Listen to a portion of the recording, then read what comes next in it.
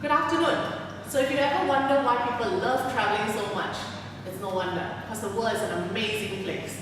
We all crave to go for holidays, we need relaxation time, but what goes on behind the scene? How do we create this business, this industry? So in this module, we will look at it from the different segments, okay, how we categorize the different products and services in the industry, and also look at what will sustain this business over the years. We look at the evolution since the past, how it has evolved over the years, what is future like, and we predict based on their trends. So this is what the whole gist of the module is These about. are some positive impacts of tourism. Dubai 1990, Dubai 2013,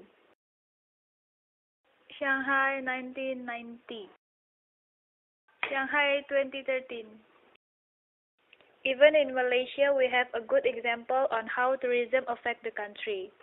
As we can see, there has been drastically changes in the Genting. Genting used to be an empty area, but now it has known as the most successful tourism in Malaysia. Genting has a lot of facilities, such as Genting Outdoor Theme Park,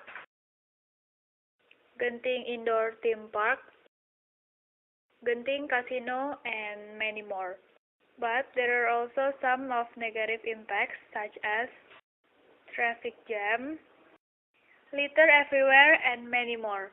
The hospitality industry is the most exciting industry in the world. For me, the best part is the social cultural factors. For example, you get to meet and greet so many new different people. You get to understand them, you get to understand their cultures, their backgrounds, how they move around, as in how their habits, the mannerism, and really how they look at life as a whole. Because in the end, that's what hospitality is about. Knowing each other, being adaptable, and understanding what the other is. Firstly, I'd like to talk about the depletion of natural resources. Something as scarce as water is taken for granted nowadays. For example, water bottles are used by everyone on a daily basis, countless number of times. So I'd like to say, after you throw them, what happens to them? They don't get degraded. Plastic takes a long time for degradation to occur.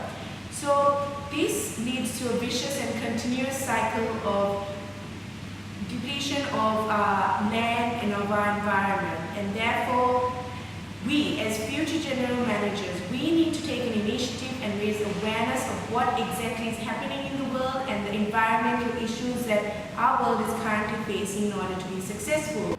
Okay, let me talk about the multiplier effect. Money filters through the economy, is spent, respent, then again spent, which is being used in the other businesses. Okay, now this process is called the ripple effect. It is important how foreigners spend their money. Okay, now let me get to leakages. What is leakages? In our language, we can only say that leakages is something which is going out.